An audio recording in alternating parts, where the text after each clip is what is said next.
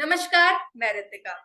आज neurological disorders की बढ़ती समस्या पर हमसे बात करने के लिए न्यूरोलॉजी एक्सपर्ट और Takar health care and research centre के डायरेक्टर डॉक्टर भंवर सिंह ताकर हमारे साथ जुड़ रहे हैं।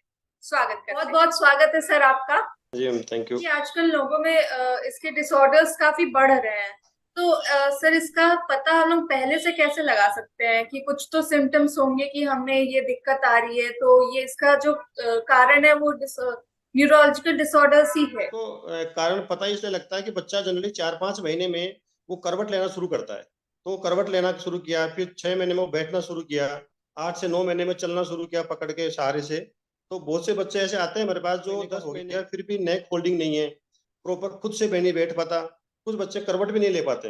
तो अपन को 4-5-6 महीने में ही पता लग जाता है कि बच्चे में कुछ एबनॉर्मलिटी है ब्रेन में, जिसकी वजह से वो अपना नॉर्मल फंक्शनिंग नहीं कर पाता है। कुछ पेरेंट्स तो उसको 1-2 साल वेट करते हैं, वो एक नेग्लिजेंसी होती है। वो 2 साल बाद आते हैं कि साहब बच्चे 4-5 महीने से था तब से देख रहे हैं कि नेक होल्ड नहीं कर पा रहा है, बैठ नहीं पा रहा है। तो वो अर्ली डायग्नोसिस होता है, वो अर्ली डायग्नोसिस नहीं हो पाता है होती है तो प्रॉब्लम। तो उसी टाइम पे अपनी फिजियोथेरेपी का पार्ट चालू हो जाता है। ऐसे देखो सेरेब्रल पाल्सी वाले केस में मेडिसिन का कोई रोल बहुत ज्यादा बड़ा नहीं होता है। कोई सीजर आ रहे हैं सेरेब्रल पाल्सी के बच्चे को तो मेडिसिन बहुत जरूरी है, लेकिन सीजर नहीं है, खाली डेवलपमेंट रुका हुआ है, तो उसमें फिजियोथेरेपी बहुत इंपॉर्टेंट रोल निभाती है। तो वो शुरू से अपन शुरू कर लेंगे 4-5 महीने, 6 महीने, 8 महीने से, तो उसका मैं मान सकता हूँ कि जो बच्चा 10 साल की उम्र का है उसका आईक्यू लेवल हो सकता है 4 साल के बराबर हो। तो वो आईक्यू लेवल का फर्क पड़ेगा, कुछ फिजिकल डेवलपमेंट भी कम होगा, लेकिन उसको इंडिपेंडेंट लाइफ जी सकता है आराम से। तो ये अर्ली डायग्नोसिस का फायदा होगा यदि बच्चे को पहले सिम्टम्स पता लग जाए कि 4 महीने में करवट पलटी मारना, 6 महीने में बैठना है, 8 महीने में, 9 महीने में चलना है, यदि ये पेरेंट्स को पता हो और वो इसके ग्रोथ को उससे अपन आंक सकते हैं कि ये ग्रोथ टाइम पर हो रही है कि नहीं हो रही है। अब कई बच्चा 15 महीने का हो गया और फिर भी नहीं खड़ा हो पाता है, तो बच्चे क्या पेरेंट्स कि बच्चा का वेट ज्यादा है, मोटा है, धीरे धीरे चलेगा, कोई बात नहीं है, वो एक नेग्लिजेंसी है।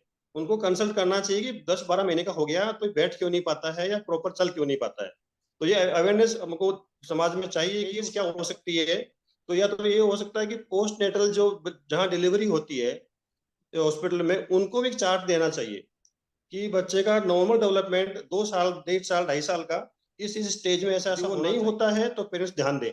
लेकिन मेरे हिसाब से ऐसा चार्ट किसी हॉस्पिटल में आज तक नहीं मिलता है कि वो 2-2.5 साल का एडवांस चार्ट दे उनको, लेकिन ये ऐड करना चाहिए मेरे हिसाब से। Yes sir.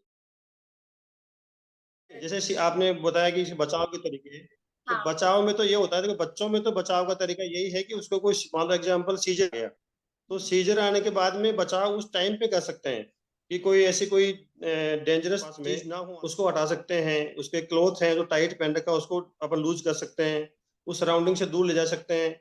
उसको जकड़ के पकड़ना नहीं चाहिए कि बच्चे को सीजर आ गया तो अपन भाग के पकड़ लेते हैं, तो बच्चे को फ्री छोड़ना है, पकड़ना नहीं उस टाइम पर, तो उस टाइम पे कर सकते हैं। और एक होता है प्रिकॉशन जो पहले कर सकते हैं। तो पहले देखो बच्चों की बीमारियां सीजर और एपिलेप्सी में पहले कोई प्रिकॉशन नहीं होता है। पहले तो यही होता है कि आप मेडिसिन जो चल रही है उनकी डोज को कंट्रोल रखें। नहीं बने कई बार क्या करते हैं, डोज कम ज्यादा खुद कर लेते हैं पेशेंट्स कि नहीं नहीं बहुत दिन से ले रहे हैं अब कम कर देते हैं, तो डॉक्टर को बिना पूछे, पीडियाट्रिशियन को पूछे, डोज कम नहीं करनी है। वो प्रिकॉशन है मेडिसिनल का देखा जाए तो।